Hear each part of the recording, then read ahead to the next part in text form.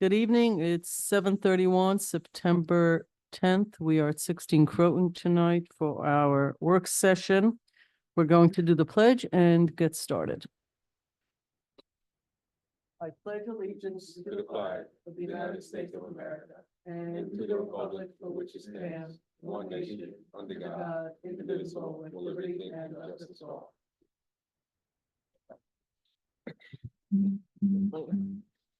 Okay.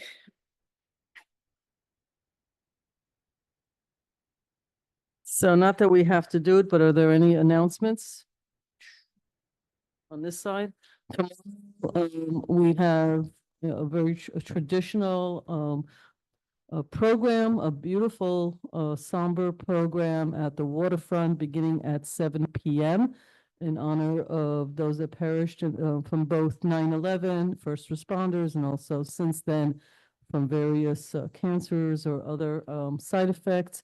It's always a very moving ceremony. It's produced by our folks in the fire department and first responders. So encourage people to come and honor those that were involved in 9/11. And I think for now, that's it. And we are going to get moving right into village manager, going through the agenda. Thank you, Mayor. Good evening, everyone. First up, we have a tree preservation law, and I'd like to introduce Valerie Monastra from Nelson Pope, who will be talking about this proposed law. Sure, thank you. I don't know, is Kate on the line too? We have, Jamie, we have like documents. Okay. Sorry, I clicked the wrong button. There is nobody on from. Okay, all right. So just to give a little background, we were, I'm gonna say, I was before the board a number of months ago, and we mentioned as part of the basically code revisions, we were looking at potentially updating the tree preservation regulations. This was something that was identified by the building department as well as the Environmental Advisory Council. So we've been working with the Environmental Advisory Council on taking a look at the current tree preservation regulations and amending it, specifically focusing on looking at the definitions, also regulated activities to make it a little bit more clear as to what types of trees can be removed versus what types of conditions wouldn't require a particular permit. We specifically focused on updating the permit procedures to make those a little bit more clear in terms of what information is necessary to be submitted to the building department, and also approval authority to making it clear who has the approval authority. So in certain situations, the building department, it's just more of an administrative permit. And then in other situations where it's dealing with specifically site plan or subdivision regulations, the approving authority is the planning board. And then finally, specifically also updating the conditions in which specifically tree permits can be issued. A lot of this was basically the last time their tree regulations were in effect were a number of years ago, and a number of communities have updated their tree regulations. And this is just sort of a reflection of also of an overall update to the tree regulations. So I know Stuart's been looking at it. There are still some minor edits that we're bringing back to the EAC for more clarification and just some additional, but we wanted to talk to the board tonight and kind of introduce this to the board and get any initial thoughts, feedback on the local law. Questions? Can you or Stuart or somebody just give us the high points of the changes and for those in the audience who don't have a copy of it? Sure, I provided a memo, and so I'll just kind of highlight what. So Yeah. the first was legislative intent. So we revised specifically reasons, additional reasons as to why trees are valuable in the village. The other major additions were dealing with definitions, and this was specifically reviewing the definitions and so updating things in for more clarity, such as person, tree bank fund. One of the big changes that we are proposing as part of this is an amendment. So right now, if a tree permit is taken out, There's no requirement for any sort of replacement for trees, so you could take down trees, but you don't necessarily have to replace them. And so what is being proposed now is a tree replacement, especially dealing with site plan and subdivision applications. So that somebody who takes down certain trees because of certain development, that there is a tree replacement plan. And if they cannot meet the tree replacement requirements, then they would put funds into a tree bank fund, and in which point then that could be utilized for either tree preservation or additional trees within the village. So it's a way of trying to, keep the tree canopy as much as possible and also contribute to additional tree canopy within the village. A couple other things dealing with activities, regulated activities specifically focus on trees greater than 6 inches or more, requiring a permit. And then unregulated activities deal with, emergency situations or cutting of branches and trimming of trees in so that if they don't turn into emergency situations. And then the other thing is just more administrative, dealing with permit approval processes and approval on the approving authority in terms of what information is provided by the applicant. So I have I want to put this into real world terms. Sure. Which of course comes back to my world in that I have a sugar maple that looks like it's dying Right. on my property. What do I need to do?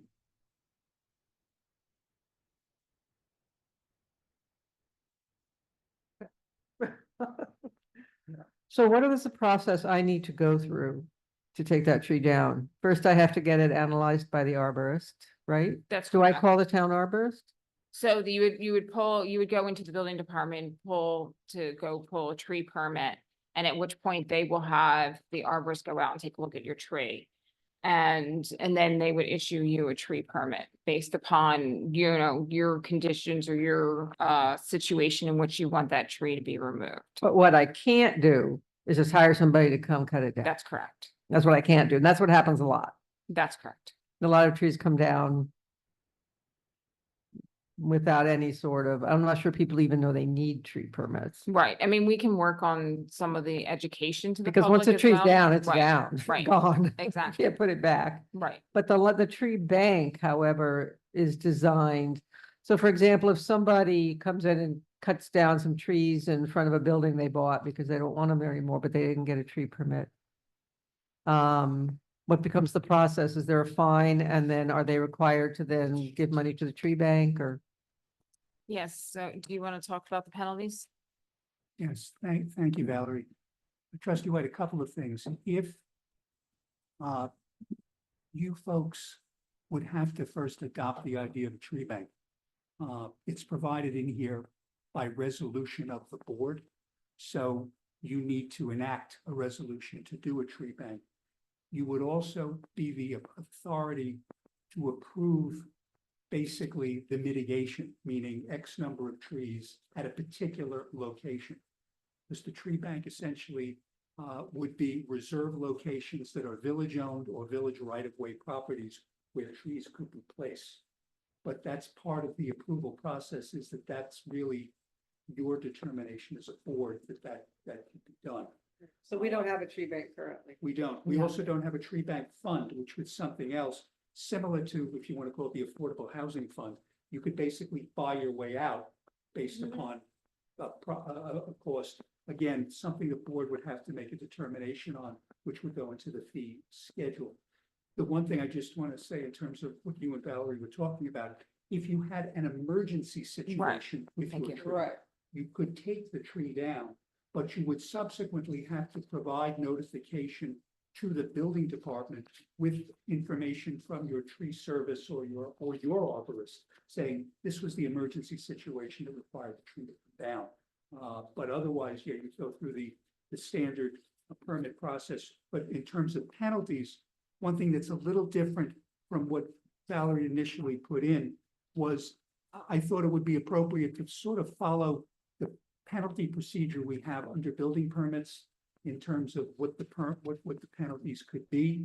But what's important here is also that there's a civil penalty, but it also provides that the violator would be required to replace in kind each and every tree removed, cut down, or destroyed in violation of the permit or this chapter. So if you took a tree down and did not have a permit, you're gonna have to replace it. And that recommendation, and that's based upon a recommendation from the tree warden or the tree arborist for the village. So that's something that's in here now, and that replacement, and also the tree has to survive for 2 years. If it doesn't survive for 2 years, in that 2-year period, you as the owner become responsible to essentially replace that tree within 60 days, unless it's the time of year when you physically can't do it. But that basically becomes your responsibility as the owner. So it's a 2-year period to do the tree work, to do the tree replacement, if the original tree in fact dies. Where the Yeah, I know. operations coming from? Jamie, can you hear the feedback? This, No, everybody sounds good from here. oh, really? Okay, we're having like a lot of feedback from different mics. Okay, so that's basically what the penalties would be and how that would work out under the code. The proposal here is that if it's a first violation, not less than 250 nor more than 1,000. Actually, excuse me, not less than 250 nor more than 500, and then it would go up from there. The reason we put the floor in is because if you put a floor in, the court cannot award in less than that. So if you say it's a minimum of 250, then the fine is at least $250. It can go up to, I think we put a max of 1,000 for the first offense, but at least it's 250. Basically that steps up depending on how many violations there are. Each tree cut down is its separate violation.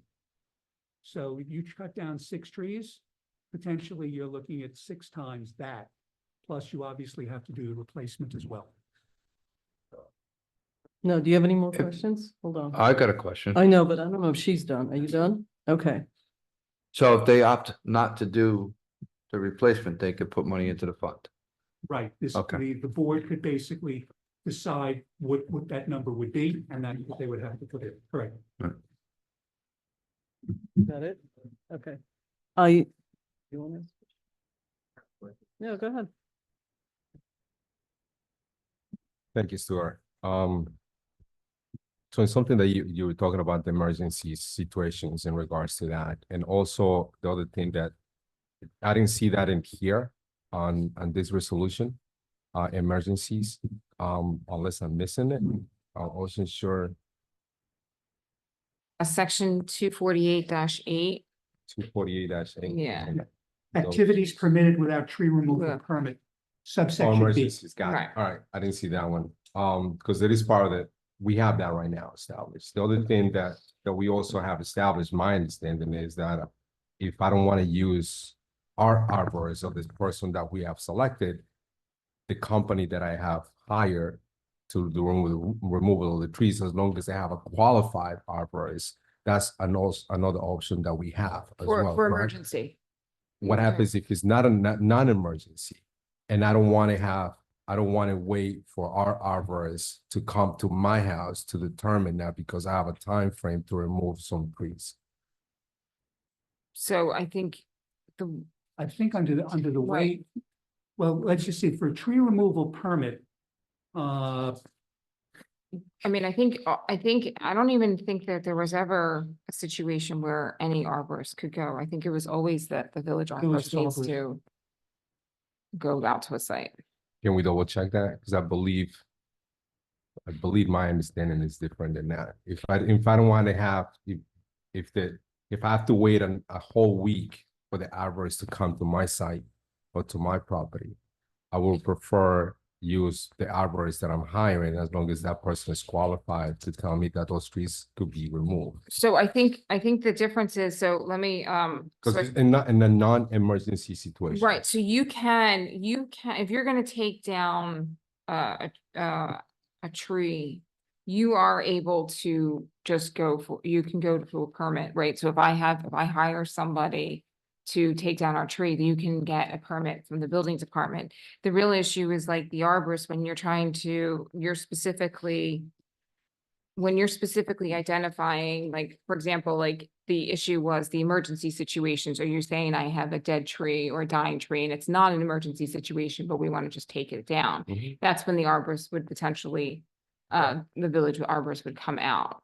But if, for example, you're planning to take like a tree down and you have a permit and say it's a live tree, but I'm planning to take that down. So in those There's- cases, you don't need the arborist to come I to mean, your I think house. you need to have certified, You that's need, what, you need to have, you Yeah. need to have an explanation of either. Right. From either you or the tree service Right. contractor while the That's- tree's. that's- coming Yeah, down. that's what, okay. yeah. That's, That's that's, fine, no, the arborist. But, Okay. but having somebody out from the village come out is for situations where you're saying like, I need to take this down because of certain conditions, that's when the village would, check on that.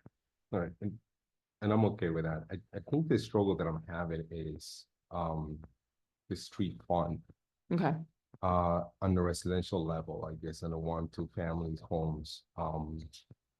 I'll have to do, again, whatever the board decides, I guess. If they're fine with it, what you guys have presented, then we'll move forward. I just need to understand this better.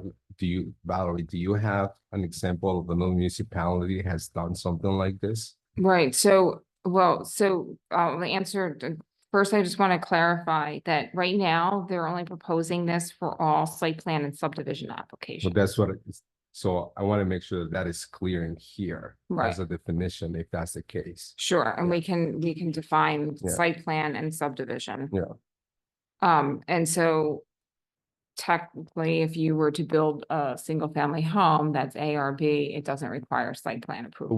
we have right now on the site plan process, when they were moving big portions of trees, the planning board already has required, they have a site plan, and that's what a lot of the stuff is. already Right, typically part of landscape, that. right, but this is gonna actually require a 50% Okay, replacement of the total DBH that's being removed.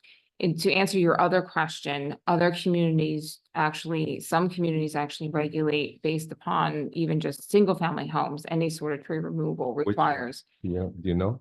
So, so I know the village of Dobbs Ferry does that. I believe, I have to double check. I think the town of Cortland just instituted some regulations on that. I know the town of Austining has a 50% replacement for ARB and site plan approval for all trees.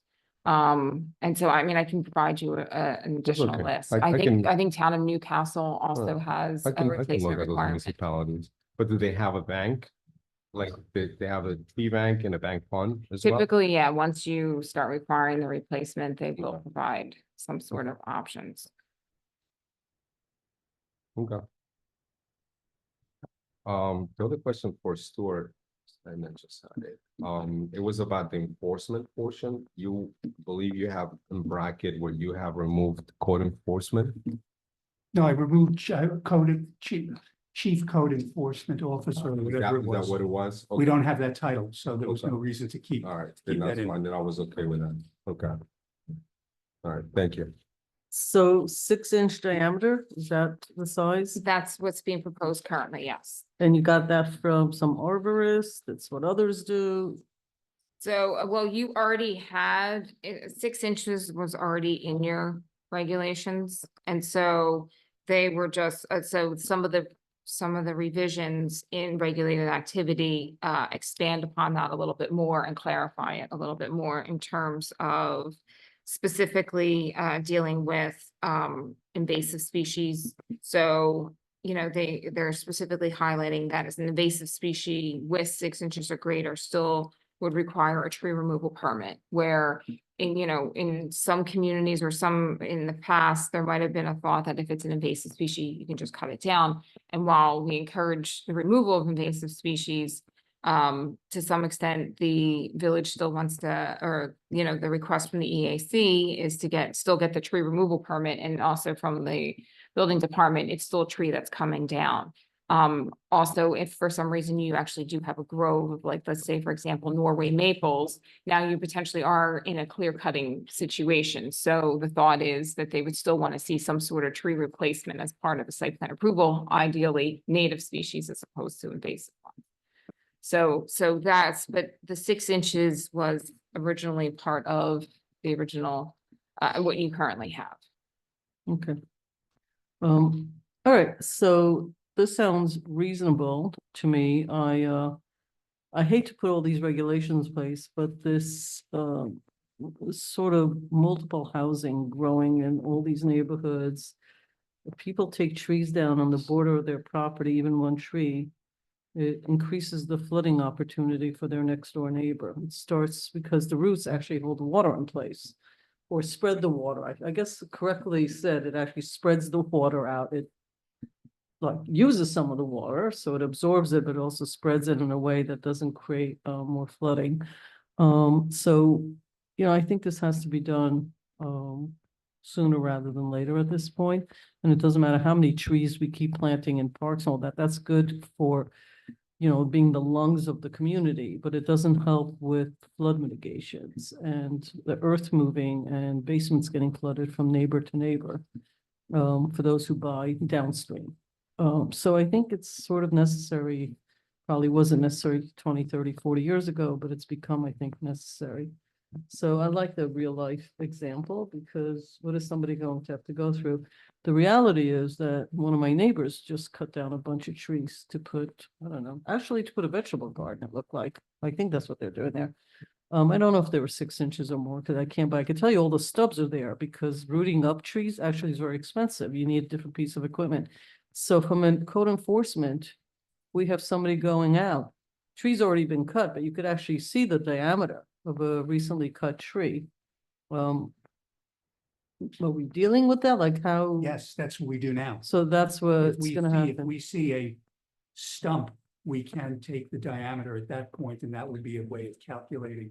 And it can be written up this date now to do that. And under the way the code is proposed from Valerie's folks is that stumps that are left on village property have to be removed.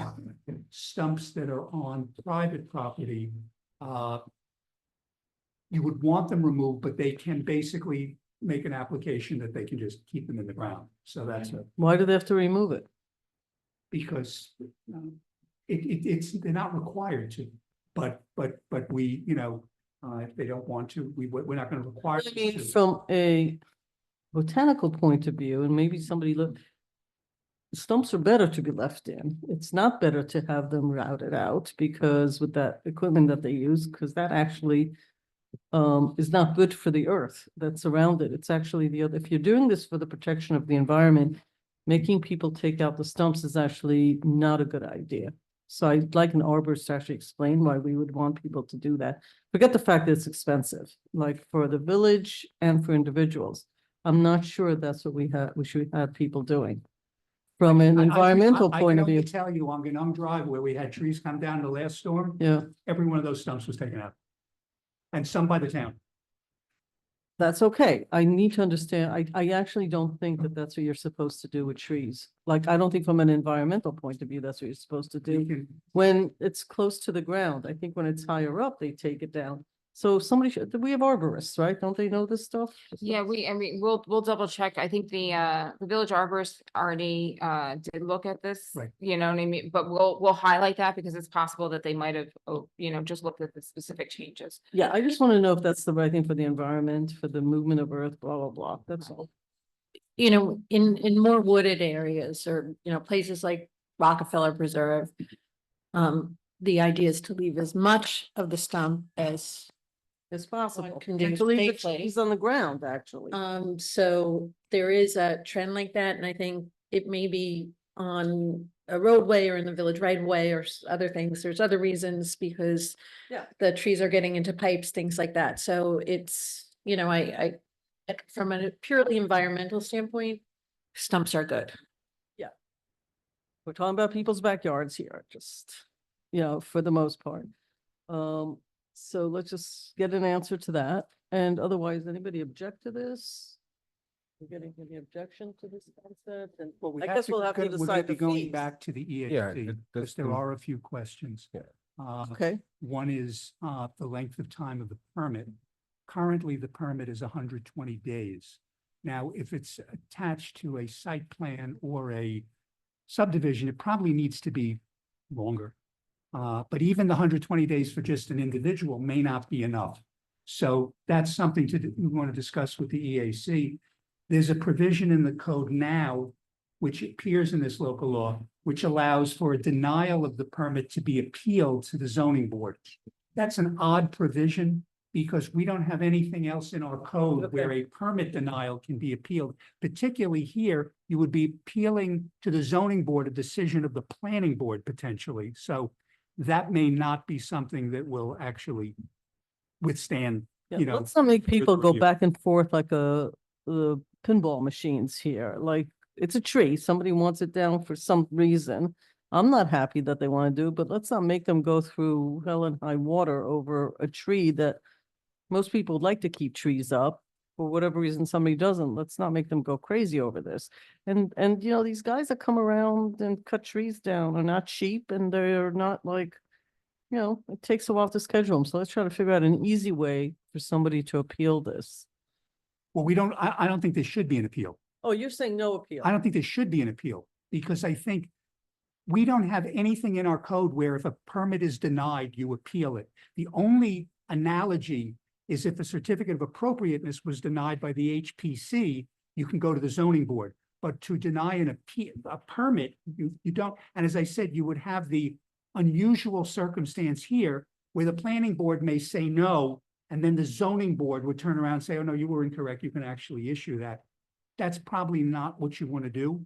So my view is that there should be no appeal section. If the permit is denied, the permit's denied. If they want to go on Article 78, they could do that. But I don't think it should be appealed to another board or anything like that. That's just my own, personal view with regard to that. I'm not sure why that section was put in, but it was put in when the code was first, I think, adopted years ago.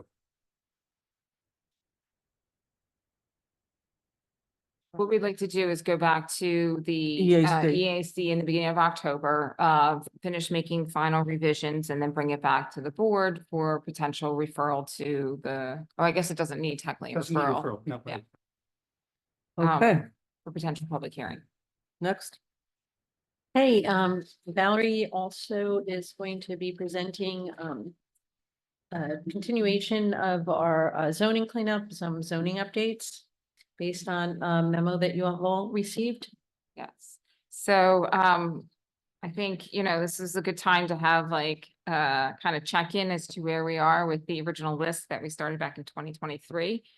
So if the board recalls, we had an immediate zone or code update list, which really focused on completing definitions and updating outdated ones in chapter 270 of the zoning.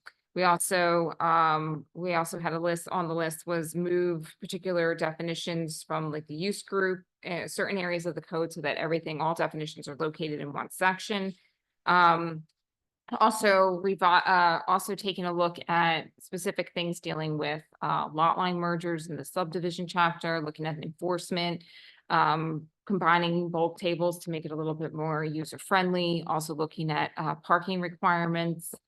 We also took a look at kind of cleanup in terms of administrative procedures, as well as coordinating with the adoption of some of the chapter, I think it's like 162, dealing with the building code enforcement. And then we also looked at excavation and fill permits, as well as more detail-oriented stuff dealing with, like, for example, like bed and breakfasts, common households, also looking at home-based businesses and home-based occupations. So I'd like to say that the immediate list is all complete. So I'm going to say congratulations to the board for getting that done. This is definitions, right? These were right. This is definitions dealing with, but we also looked at not only definitions, but basically an overhaul of clarifying like specific administrative procedures. So a lot of it was administrative and housekeeping, and all of that has been completed.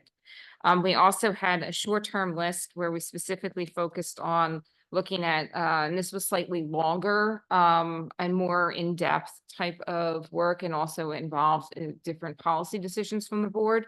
And this dealt with like developing curb appeal and property maintenance regulations, specifically looking at conditional uses and special permit uses, EV charging regulations, rental registry laws, and then also new regulations for indoor growing facilities. So all of those have been completed as well. I think the two remaining items that we're still need to look at deals with solar and battery energy storage systems and creating regulations for that, and then also adding additional provisions for digital signs.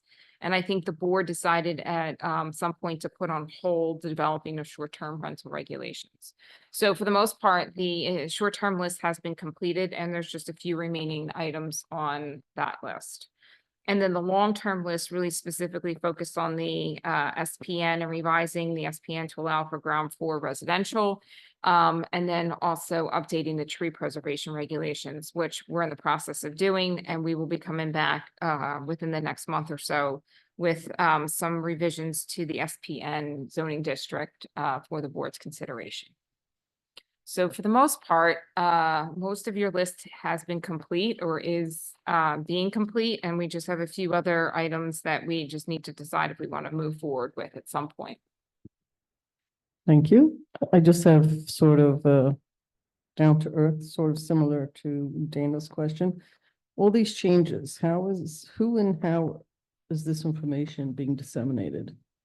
Like I'm envisioning the court has like loose leaf binders or some digital, and the building department has their thing, and who knows who else has whatever. Who's like, how is that getting updated? It's funny you should ask about the court, because apparently they don't, even though I send them the changes, they don't put them into their books. So I have to go to the court tomorrow to actually see Oh, when they okay. last revised their book, and then arrange to get it, because they find it easier to go through the book than actually use the computer. I apologize, but that's the fact. And so Oh, okay. So you're gonna update.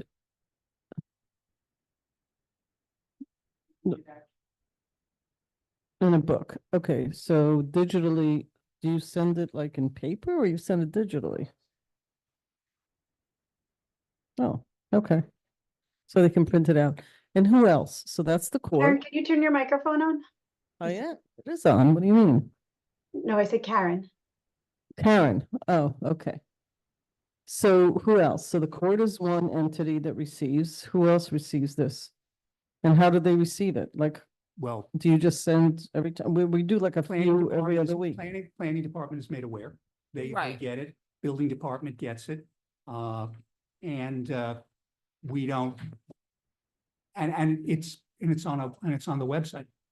It's on the website, both under local laws, under my webpage. If someone were to look, this is, I think, it's actually going to be voted on Wednesday, technically. So it will be local law probably 12, and when it gets passed, it's there, it's done. What happens is Sue immediately sends it up to the state, and it gets filed. So that's really where it is in terms of all that stuff. But the folks in planning are made aware of it, particularly because those questions will come up. And the building inspector and all those people need to know it so that they can do their operation. So that's how we do it. Right, and general code also gets updated, and I know the building department and the planning department, we all use the online version, so that, and we always refer back to that version. Right, so that's wonderful. So again, to Dana's point, I live here for 20 years. And yesterday, there was no rule about trees, same house, same property. And today there's a rule about trees. Is it the expectation of staff that people go every week online and study our codes? Or is there, you mentioned before, disseminating information? I don't put in my mayor's message. I don't think people just go on the website and go, oh, I should look up trees. Why would they? They didn't have to do it before. We pass about 4 to 6 every couple of weeks, about a month, maybe 12 a year. Everything we pass is a change. It's either addition or it's, I don't want to talk to you because you're like the consultant. I should be going this way. Everything we do is, and we've done a lot in the past couple of years. I would put it into my mail message as a subline every time we pass and explain what it is. I do know we put in the agenda that we're going to vote on things. We then don't go and say how this changes. So from educating the public, in all fairness, there are many people, our own trustee included, said, like, I don't understand. How does this work going forward? So I would say 99.9% of people. Now, I'm not talking about developers who know to look these things up. I'm not talking about a person who's building a new house. They should know. I'm not talking about a person who's selling or buying.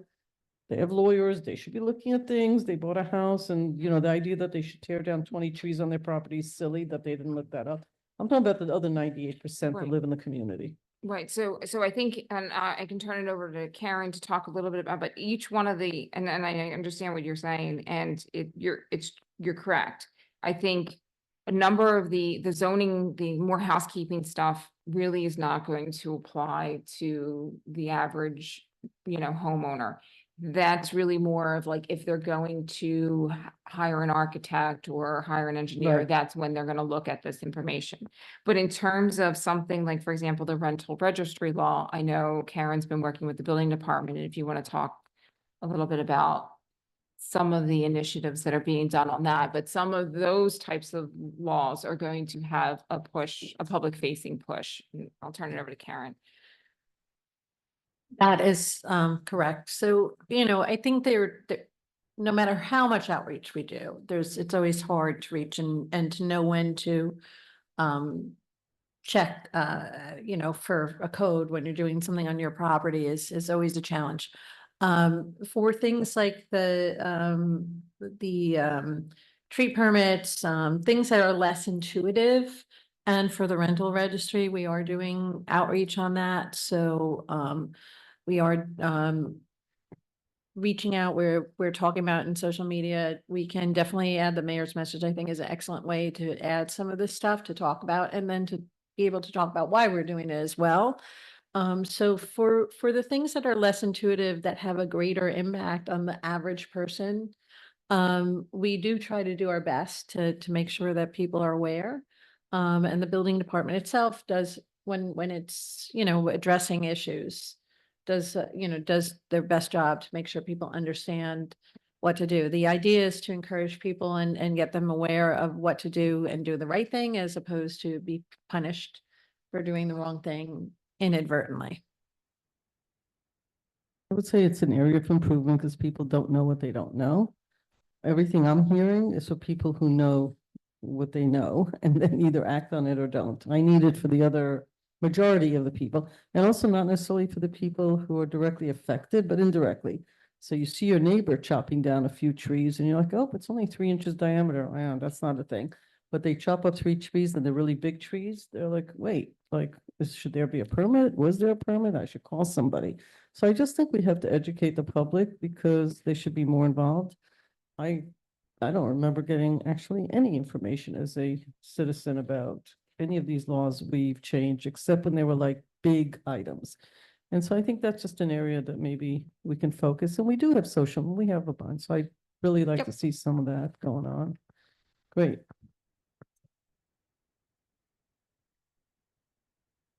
Okay, so another area that we've been talking about for some time now is our ETPA opt-out program. We had talked to the board a few weeks back about extending this program, which allows certain properties that are eligible for ETPA, which is the Emergency Tenant Protection Act, that was enacted in Austin a few years back, to be able to opt out if they can guarantee the provision of 20% of their total eligible ETPA eligible apartments to be rented at 50% AMI or below.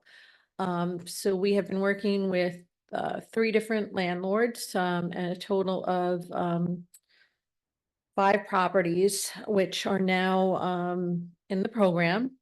Right now, there was a little bit of confusion about how to qualify people and what was the criteria. We've gone over that. We provided the board with the full checklist that has been provided to the property owners. It is incumbent on them to vet this information and provide us with this information so that we can audit it on an annual basis. We have talked to IFCA about doing some of those audits, and they're working on a proposal for that. But right now, I think the biggest issue is for the landlords is that, as we know, there's not a high vacancy rate. So while we don't want to put people out on the street, it may take some time to lease up these apartments. So we are extending the period to next August and for full completion, but we will have checkpoints along the way with these developers to make sure they're showing good faith efforts to doing this. There is, they do have obligations under ETPA as they're, even in this program.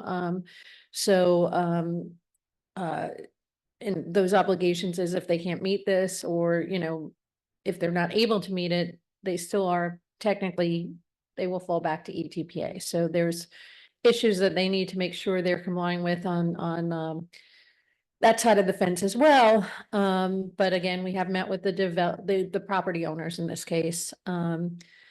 They seem to understand what's required. It took some detailed conversation with them. And we will see how this goes forward.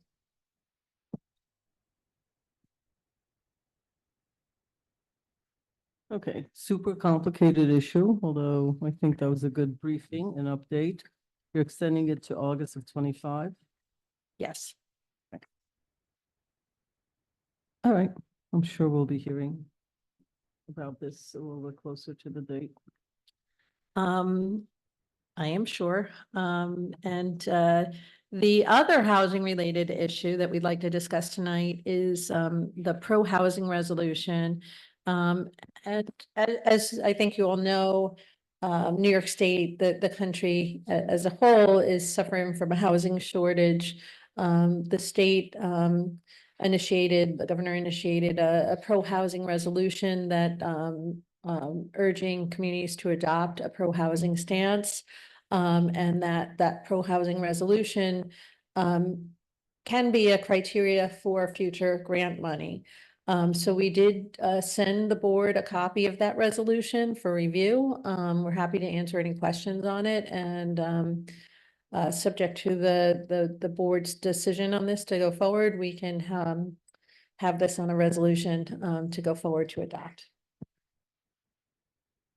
So I actually didn't read it, and just hearing other mayors and some issues that come up and the strings attached to, I'd like to actually have more of a chance to read it. And I don't know if I want to do it by next week, because this is the work session, but I'm like not in support or against it because I didn't read it. I'm only reading what's in the media from various communities of pros and cons, and I sort of like the way you stated it, but it's the way it was rolled out was more, if you don't do this, you won't get money. Was more of the way it was mandated from on top. People don't generally like that kind of mandate, so I want to read it and I want to for me, I want to study this more, so I'm not going to comment on it right now because I haven't read it. Yeah, and I want to just give the board a little bit of background. So the pro-housing, basically the pro-housing program has two different options in which a community become a pro-housing community. The first is that you demonstrate that over the past 3 years, you had a 3% increase in total housing units. But the 3 years in which you have to demonstrate that happens to be the building permit years of 2018, 2019, 2020, 2021, or 2022. And of course, some of it is the COVID years where no construction was taking place. So for the most part, when we ran, your building permit numbers, and this is information we took directly from Unicity, you're less than 1% each year. So therefore, you don't meet that 3% criteria. So the second option is to provide still the same information you would as if you were going through option one, except that you pass the housing resolution that you see before you. And this is a resolution that's specifically by the state, and it's supposed to be, I've been on many different, and there's actually, they have office hours that you can actually speak with somebody who's leading that, but I've been on a number of different webinars on this, and they said it's supposed to be a statement of goals resolution. But and a lot of communities we've worked with also are reviewing it carefully and have concerns with some of the, the resolution language and stuff like that, and whether that binds them into Yeah. future, right? So, but I just wanted to let you know that that's how the resolution, and then also for the public, that's how the resolution is come to pass and why it's written the way it's written, because it's really from the state template. And at some point in time, once you have some of these larger projects that are been waiting for building permits for a while, you might hit that 3% mark, and at which point we can just submit the data. And then that's, and then you automatically become a pro-housing community. Right, so if you meet the 3%, you're automatically Yes, and you don't have to pass. a resolution. Right. Right. Okay, comments? Thank you. The language that is crossed out, did we cross that out? Yes. Could you just say more about why? So I think that was, I mean, I know, I know Maddie's not here tonight, but I know that was a couple concerns. We looked at the resolution, and there were a couple of items that have been policy decisions that are identified there, like accessory apartments, that specifically the board has decided not to consider at this point. And so we felt a little concerned that if having that in the resolution might indicate a different policy decision. Exactly right. So, it would be difficult to say that a village like Ossining has not been pro-housing.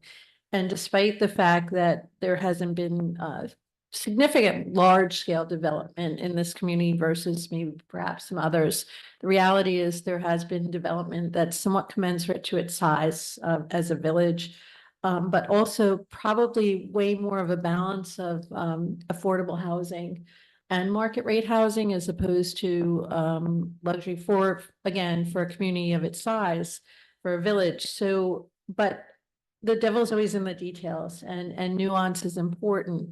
So the changes that were made to perhaps not limit the village in a way that could be counterproductive based on policies that have been decided or the way future policies are leading. It's not to say things couldn't change, but we know that while the idea of an accessory dwelling unit may very well be a good way to increase different housing opportunities in very dense communities where you don't have off-street parking, and you have a high level of density already within neighborhoods, it may also cause some unintended consequences that would reduce quality of life in those communities. So all of those things need to be weighed, and we wanted to make sure that if we were signing on to something, that it gave us a latitude to be pro-housing in a way that's also pro-community.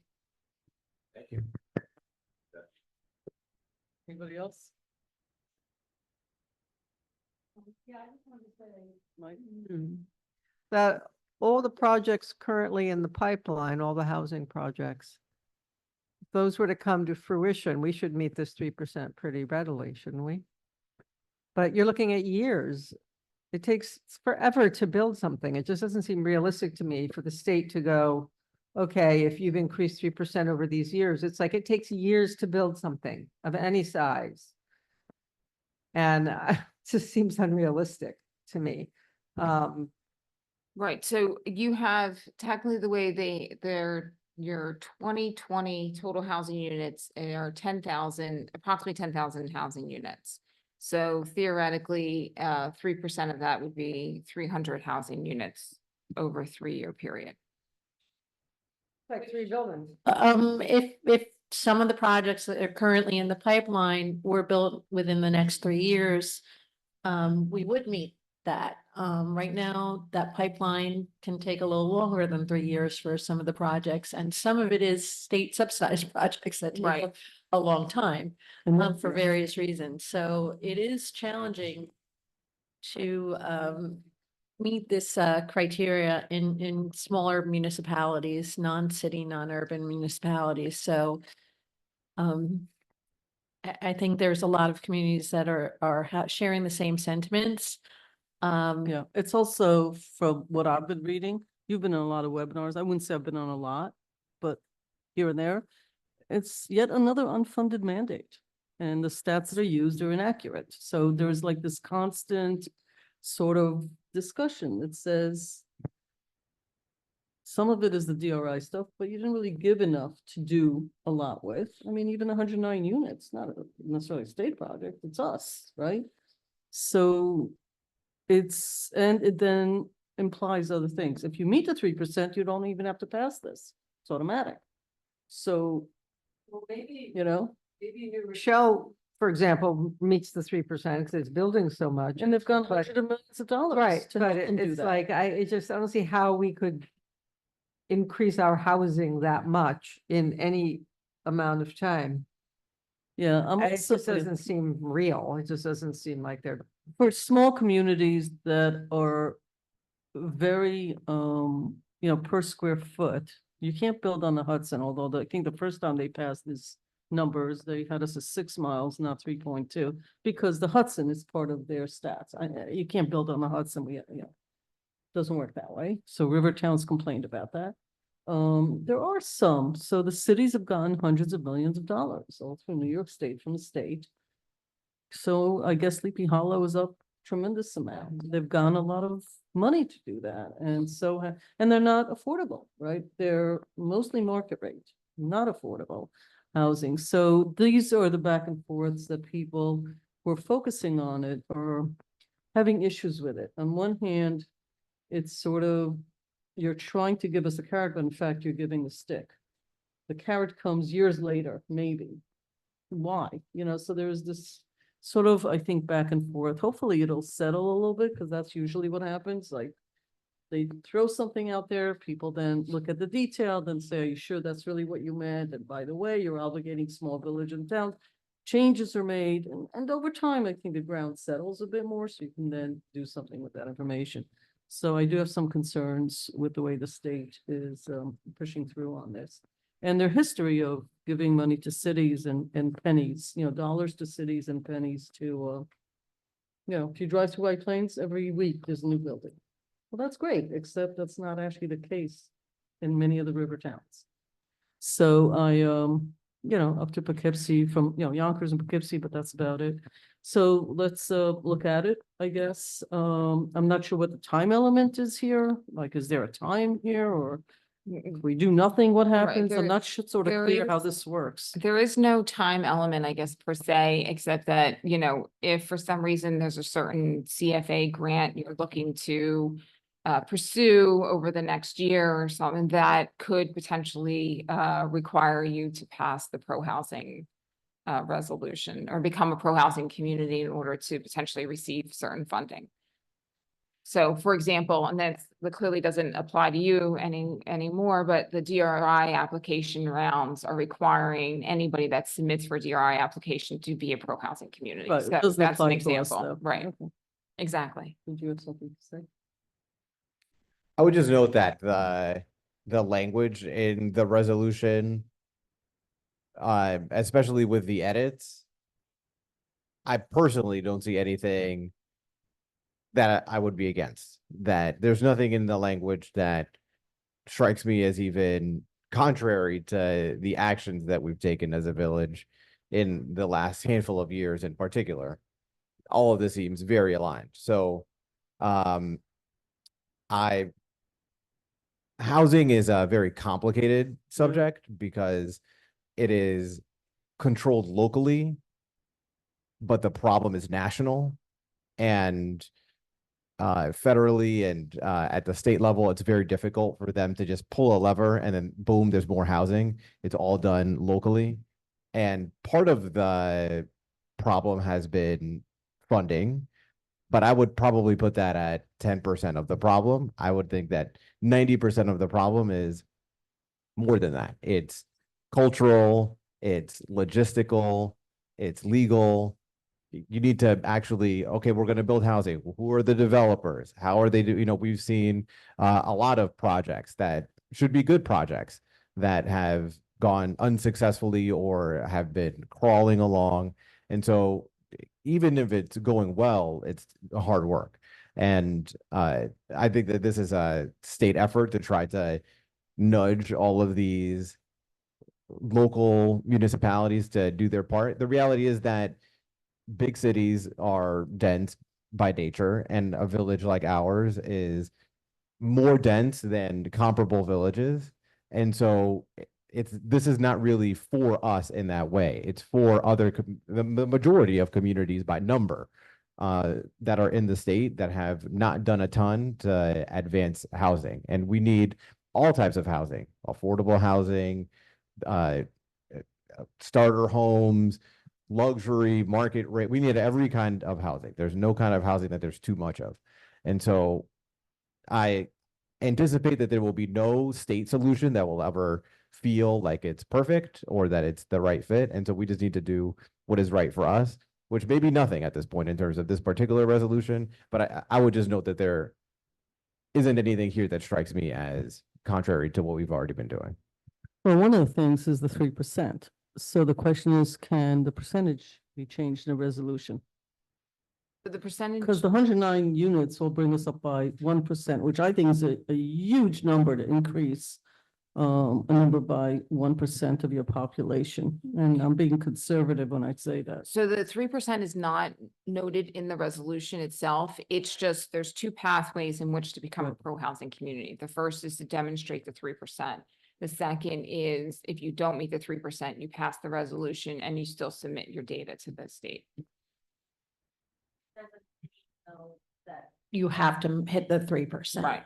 It just means that, because I do think that the state recognizes some communities that might be a difficult challenge for a lot of reasons, or even if you have the space to develop the housing within your community. So again, we took the resolution and made some really sort of slight edits to it, but we edited it so that it could be something that I think that doesn't really take it's just really documenting what we're already doing, but doesn't commit us to things that we can't or wouldn't do.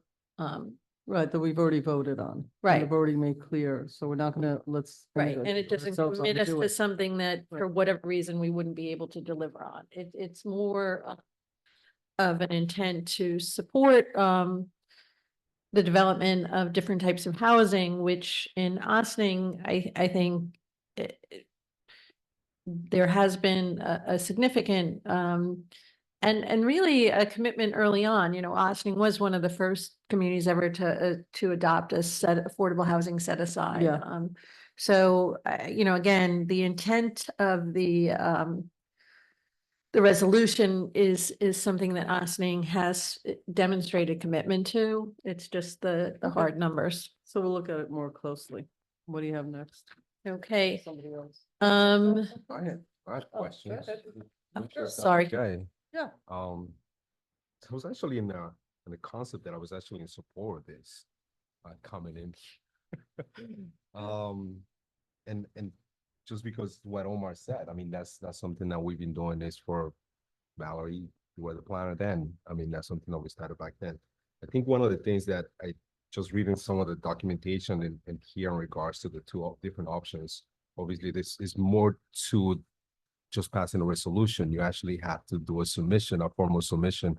You have to do a lot of the paperwork We itself. already have, right, so we already have that paperwork done because originally we thought the 3% Right. you would be able to demonstrate through planning board approvals and things that are pending.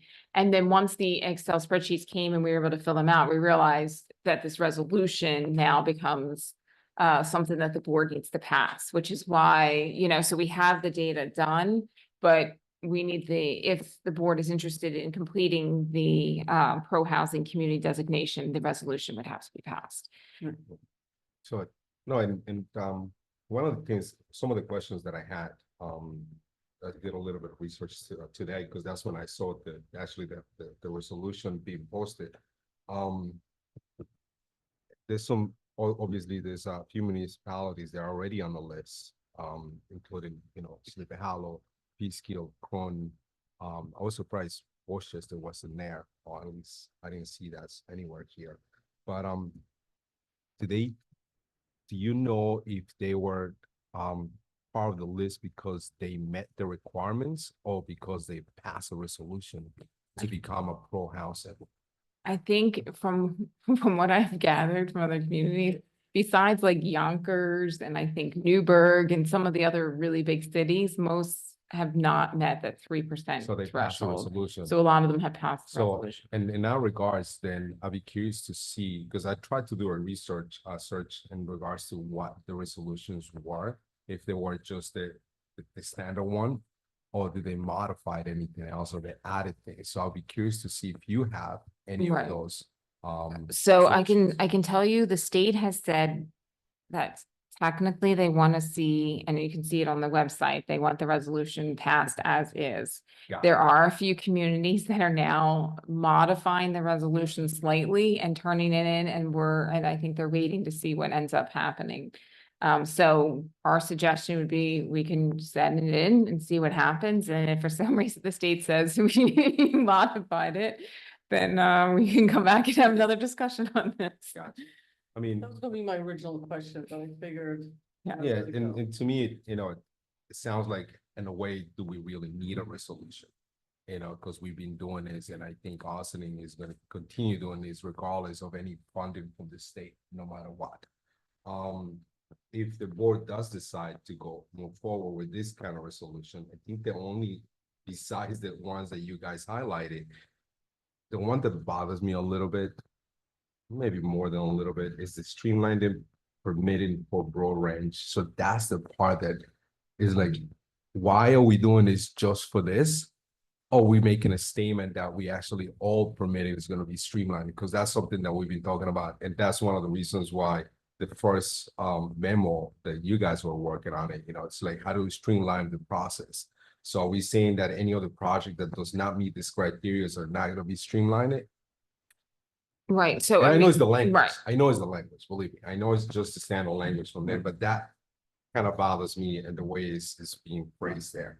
That's all. But future discussion, we don't need to answer that now. So if the board decides to move forward with this, and then we can look at that point, but we go from I there. mean, the state did say that some communities are adding, I mean, and we can do this, we can consider this as well as adding another, further be it resolved that, and then sort of noting that all the development that has taken place, right, within the village within the last 10 years. So that just sort of highlighting how much, work the village has done.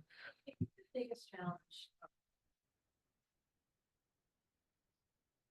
The biggest challenge that we face, and we've been very fortunate to get a sizable number of grants, large scale grants in what is a relatively small community, that, grants that were originally reserved for cities. And we were able to get the Mid Hudson Momentum Fund grant, which at the time, I'm sure now it's required that you're a pro housing community to get, but at the time, we did have to say that we would, I think we submitted that we were, we had an intent, there wasn't enough information at the time, but that we were of good intent, in terms of being a pro housing community. I don't think anything's changed.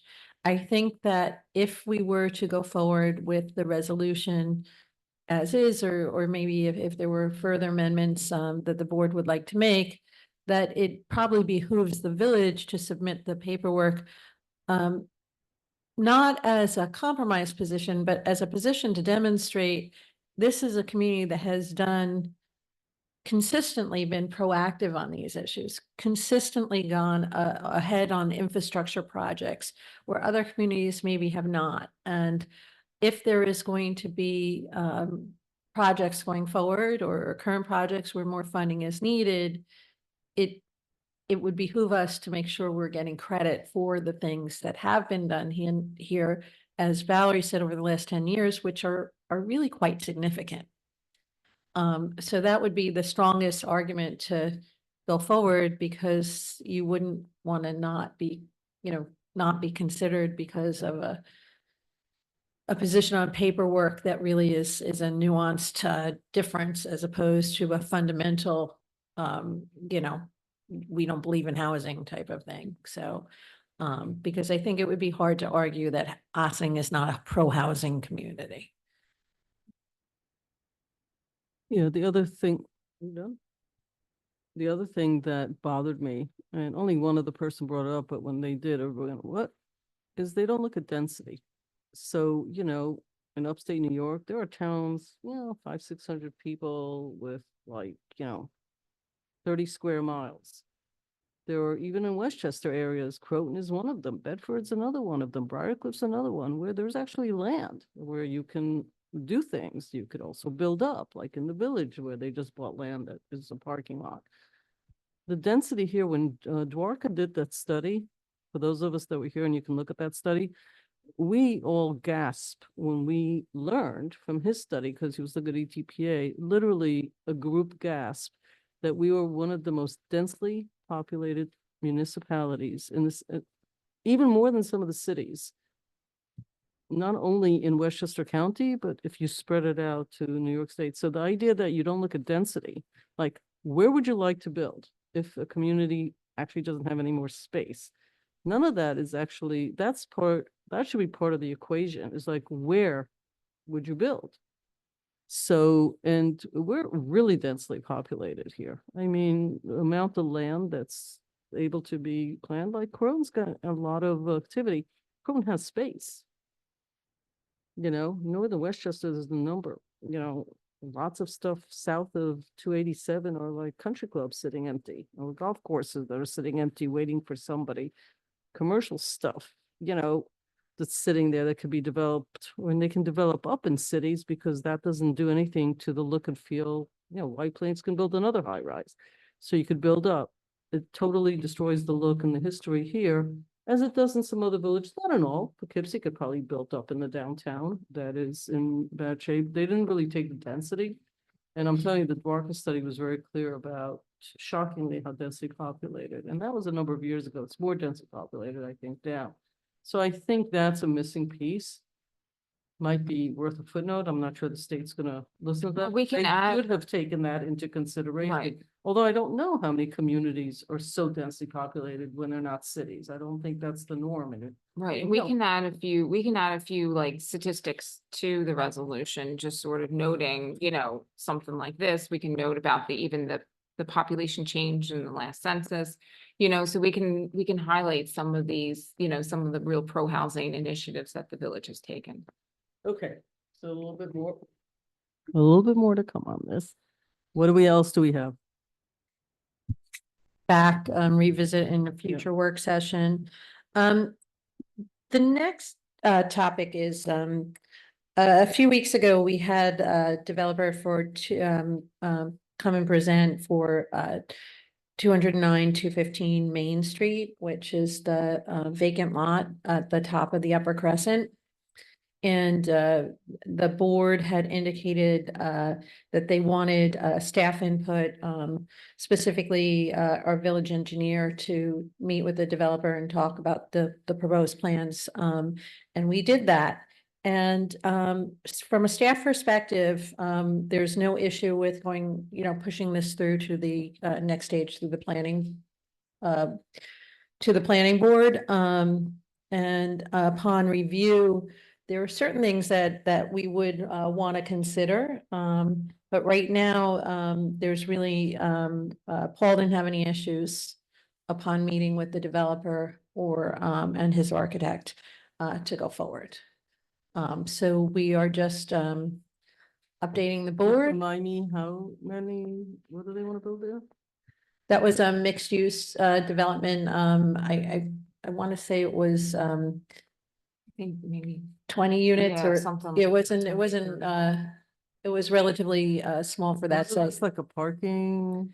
There was no, Where they were issue- doing, they would need an access agreement because No, they'd I have to remember come in. this and But one of the things that would have to be done, if necessary, after the final site plan is developed, the Broadway lot would need to be reconfigured in a way where no spaces or access to spaces is changed or reduced.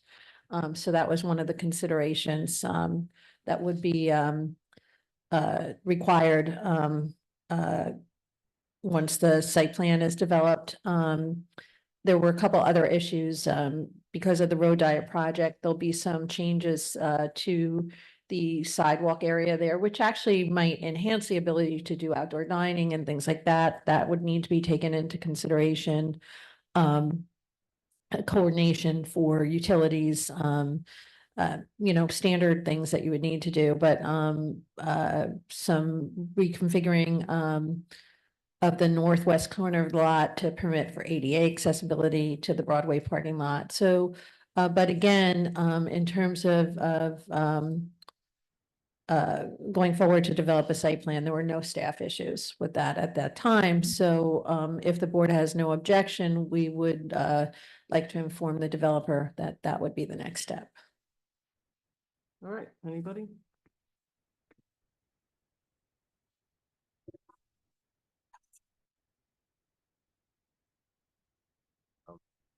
Thanks, Karen. I guess my as a concept, I'd be okay with that. I think I feel more comfortable if Paul would have been here. Because I did have a couple questions in regards to, what he doesn't have any concerns, because we do have to have an agreement. And part of that agreement, that's something that we, the board, has to establish with the developer even before they go to, for me in my eyes, before they even go to the planning board. So, I have raised that before. We have different projects on this particular lot, or different developers. I come up with some sort of, this is what we'll do in exchange of you guys doing this for us. I don't see that in this case. So I'm a little troubled to say, yes, I'm okay with what you're saying, because then I would have more questions for Paul to say, well, what about this? Are we considering doing this? Why not this? So I'm not in favor of that until at least I have a conversation with Paul, so he can explain to me why he doesn't see any additional items to be placed on this particular situation where we have to do an agreement for this developer. So I just want to, so those are good, those are good points to raise. So I think what we were looking to do is to at least begin some of the initial review, especially like the environmental review seeker for this application. Ultimately, there will be a negotiation as to what takes place in terms of any sort of agreement between the village and the developer. But if for some reason the village board absolutely did not want to move forward with this particular project, then, it doesn't make sense for the applicant to move forward. The one thing that's different about this particular project than the past projects is the past projects were looking to have a lot more density and zoning variances associated with the projects, where this one is looking to be zoning compliant. So that is a little bit different. And so I think there was a little bit more of discussions in the past with other developers because they were asking for so much more density on that And site. you're not wrong. That's correct. But at the same time, without this easement, he Right, really they doesn't have a can't. project. Right. So, and to me is I need to understand exactly, again, it's just me. Right. There's other 4 board members in here. If they want to do that, move forward without having an understanding of what actually could happen or the potentials, the impacts. Again, if Paul was here, I'd be able to ask those questions, and if he answers, be like, you know what, you're right. Well, I think- 100%. So I think we can, so that's the reason why right now, not to move forward with this project until I have a clear understanding of what Paul's understanding is of this project, without having us an agreement for Stewart to execute before they move forward. Right, so they So- haven't, I mean, we Valerie, you go ahead, but I think we can actually answer that question, so.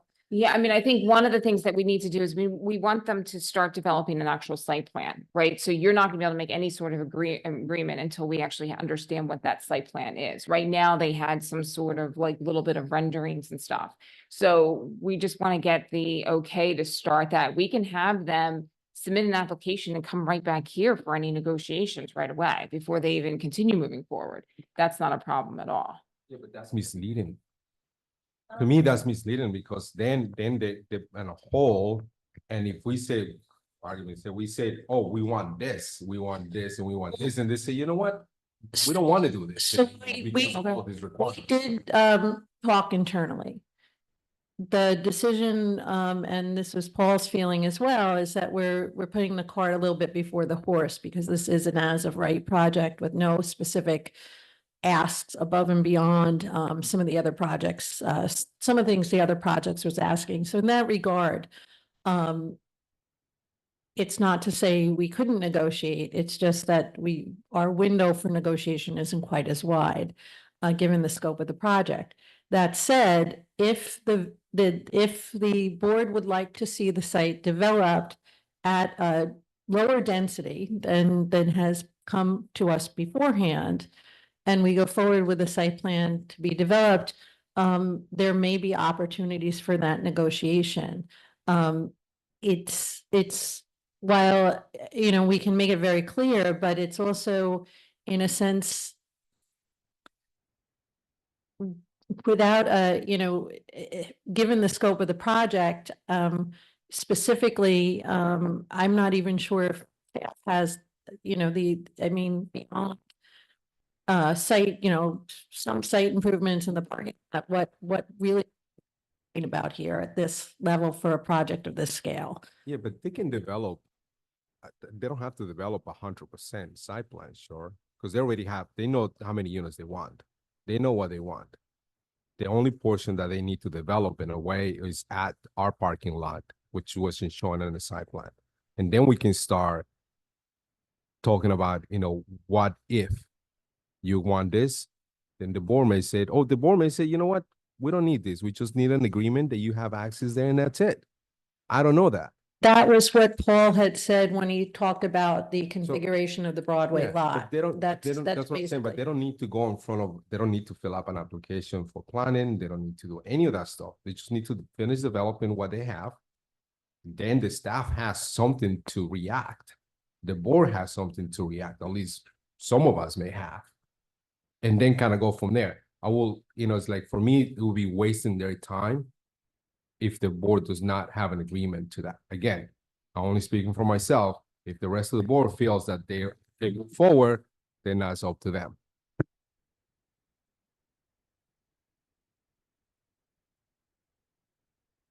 This off so we don't have the feedback. Somebody's time is going to be wasted. Either we don't have enough information, so we're not comfortable making a decision. So they have to give us more and they're going to have to pay someone to get all that to us on a maybe. Or we can feel sorry for them and say, gee, that's a shame that they have to do that for us.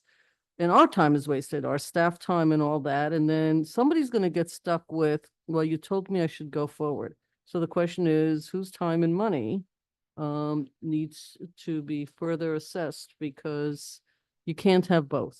You really can't. And we don't sit here doing zoning with people back and forth. Why don't you put 2 more spaces? Take one. That's not the role of this board. That's actually some other board's role. So the question is, do you want them to come back with more of a site plan, say, we're not guaranteeing that we're saying yes to any of this. If you don't want to spend that money to do it, we're sort of stuck. Or we say, we'll take the shot because you're as of right. I'm not interested so much that Paul thinks it's doable, because every engineer thinks everything is doable. And then we get stuck with, you should have thought of this in advance. Like, there's a difference between it's doable and it's easy to do, and it's the right thing to do. The parking there is a real problem, and I'm not willing to lose parking spaces from the public for this development, and for retail space that's going to be parking for all of their people. So the question is, do we want more information to make a better decision, which means they're going to have to spend money to put a site plan together? Or are we willing to say, I'll take the shot on the process of saying, it needs to be developed. It's been sitting like this for a long time. So far, it's the least number of units we've seen in front of us. Maybe it should be 2 units less or whatever. I don't know. It's not my place to know all these little details. Somebody has to give here. So the question for the board is, are we gonna ask for more info and they'll have to pay for it on a maybe? Well, maybe more than a maybe, but still not a definite yes. Or are we gonna take the chance that the staff looked at this and, the problem we have is they someone come back and go, oh, well, but we didn't know, we didn't think, we all sit here like, come on. So it's, it's a comfort level thing. I mean, somebody's gonna have to, like chicken and the egg, who's going first here? It's the way I see it, at a 20,000 feet up in the air kind of thing. I don't know what it costs to put a site plan together, but I'm sure it costs something. To look at. To the degree, that was possible in a conversation, because again, the staff doesn't always take a negotiation position at these things, but based on, trustee Casada, your concerns, all outlined, the things that would need to be considered, which would be, no changes to existing parking. So a reconfiguration of the lot, which would fall on the developer to do. That would probably be the main issue, but there were certainly others as well. The relationship of the building's frontage, with also with the road diet in consideration, and again, stormwater measures, whatever, utility measures, those things which they would have to be considered anyway. That said, the sense of the staff was that at this point, based on the initial concept, that it made sense to go forward so that we could be in a better position to talk about more specific things that would be specific, improvements to the site or considerations. You do have some interesting opportunities here that you didn't have before, because you will have some additional parking in the transportation hub that's adjacent to that, the Broadway parking lot. So I'm sure there will be other things that come up, but that was where we are right now. That transportation hub is now at 4 times. Every person that comes in front of us, everyone, well, we'll have parking there for 200 people at Olive House, for the development of this thing, for the 109 units and the extra cars they're gonna need. Literally, we're now at like so far beyond what's capacity is. This that would we have, can't keep going with that. this would be one of the buildings that would have to have resident parking on site. And Not I enough, think but- some additional parking for retail was included in that plan, Right. concept Don't too. take into account the loading zone requirements stuff, because there's retail space. Yes, Okay. yeah, we did. So we're we gonna did have to speak vote, about that. otherwise we're not leaving here tonight. Not a vote, but we have to say, like, what do we want to do here? Okay, so Bob, you want to start? Like, Sure, I'll start. I'm in favor to move forward with this. I believe our staff has our best interest. I believe Paul has our best interest. It's not his first rodeo. I don't want to have to wait for a site plan or anything like that. I believe it's okay to move forward. That's how I feel. You're not for it on this side, yes or no? So we can move forward or not move I'm forward? a yes. Dana? I'm a yes. My main concern is how the building will look, frankly. It's how the building would look and whether this builder will keep his word on how it gets done. This is going to be the entrance to our downtown. We have experiences that are not positive, so the staff has to watch this and not come back with reasons why it's not actually the way it was stated. So somebody has to monitor this one really carefully. And the vote's already, I mean, we have an upvote here, a majority upvote, so we're gonna go forward. But you gotta, Karen, you gotta get somebody on top of this. Like, for real. Because it is literally at the entrance to our downtown.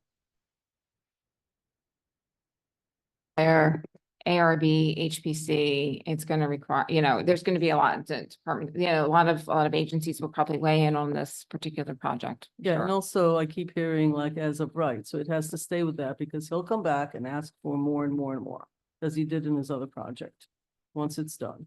So we need, people can't keep coming back doing the same thing and we all act like we're surprised. We need to really keep our focus on this. I have no problem saying this publicly. Do you know if this building will attach to the ones on either side? Do we know? We don't know all that yet. That's part of why we want to really start digging into this. What you did was do like a drawing that. Right. You could do on your local like laptop by yourself. I'm just for it because the number of units is the most reasonable I've seen in the many years that we've been talking about this property. Okay. What else? And can we skip the last thing and keep it for another time so we can get into exec so we can get moving? I promise these should be very short.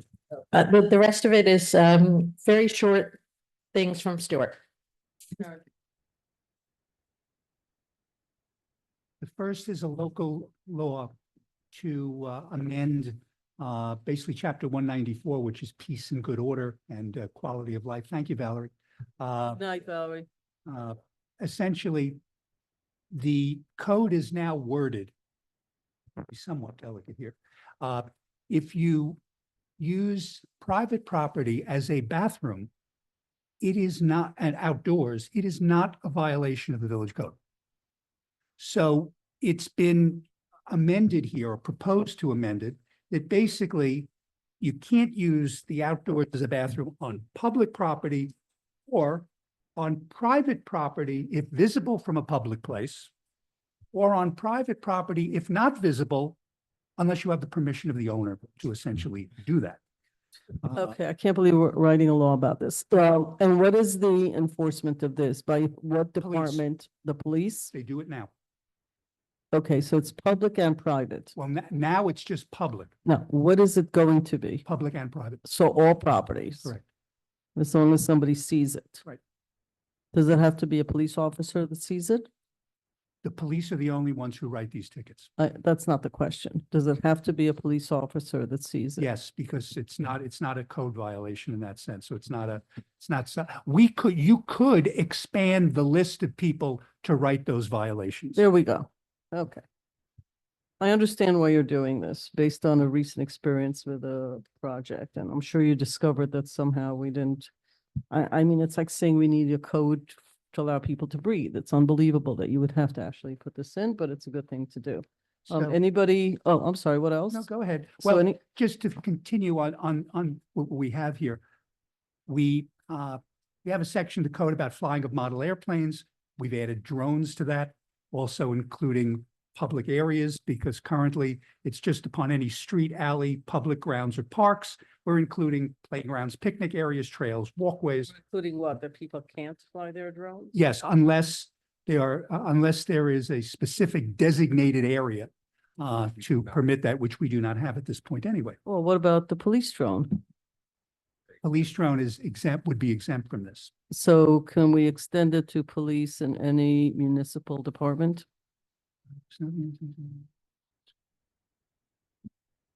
We can. Okay. That can be done, sure. That's not a problem. Okay, next, rather than have sections regarding to no smoking throughout the code, the proposal here is to create a separate article called smoking and vaping, which basically would prohibit smoking and vaping in essentially public areas, public parks, public buildings, anything like that. Our current code does not extend to vaping at all, or electronic cigarettes or anything like that. So it would extend to that. And basically, again, that would be a violation that would be written by the police if it's observed. If it's observed, as I said, the penalties here would be a little bit different, and only because of the way that the state law is written. If you are found smoking cannabis in a public park, which this would prohibit, your fine is a civil penalty of no more than $25.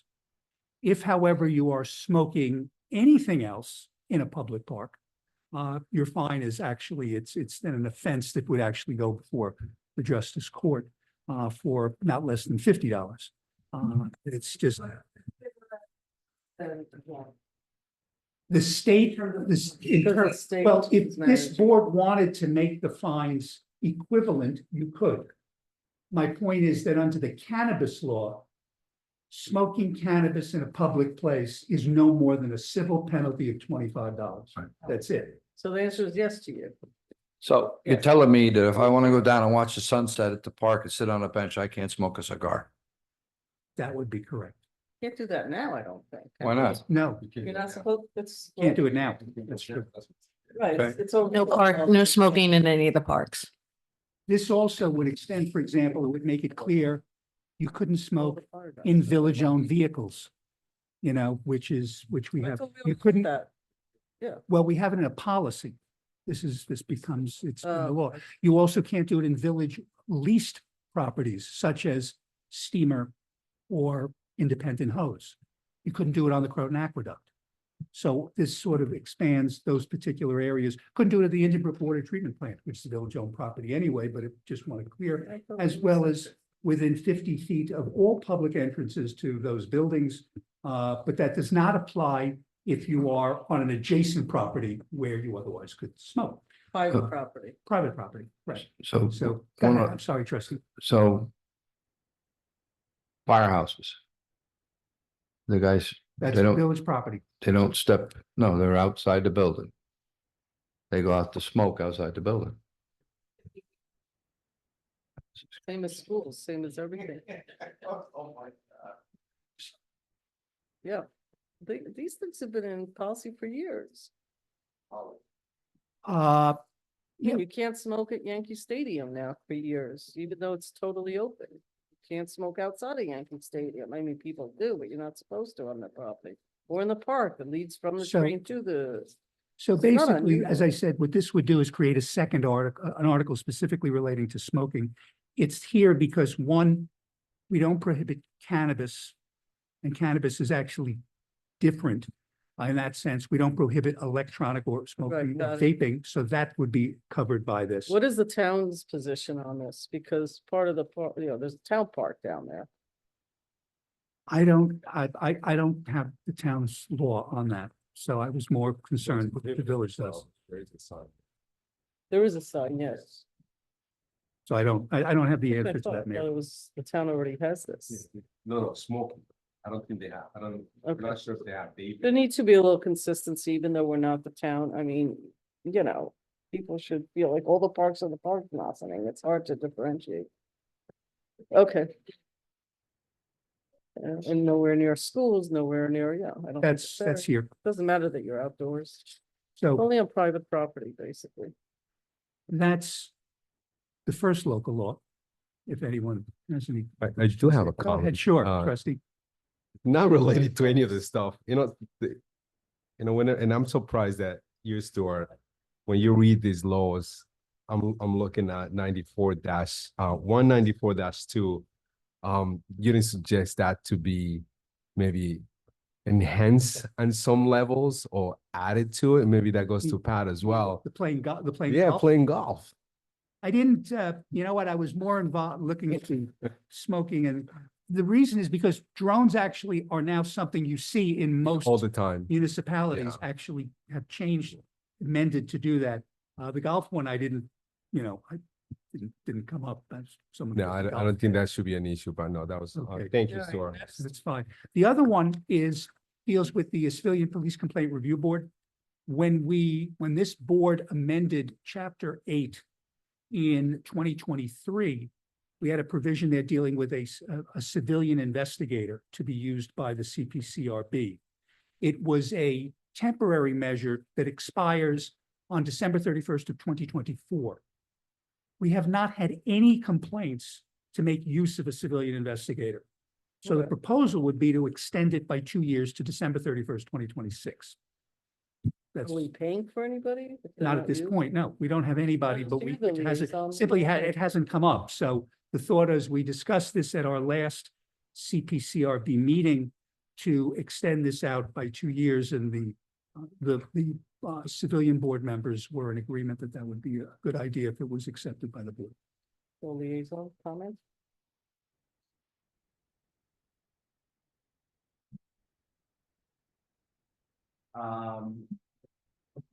It's about extending to 2 years. Yeah, no, yeah, that's it, yeah.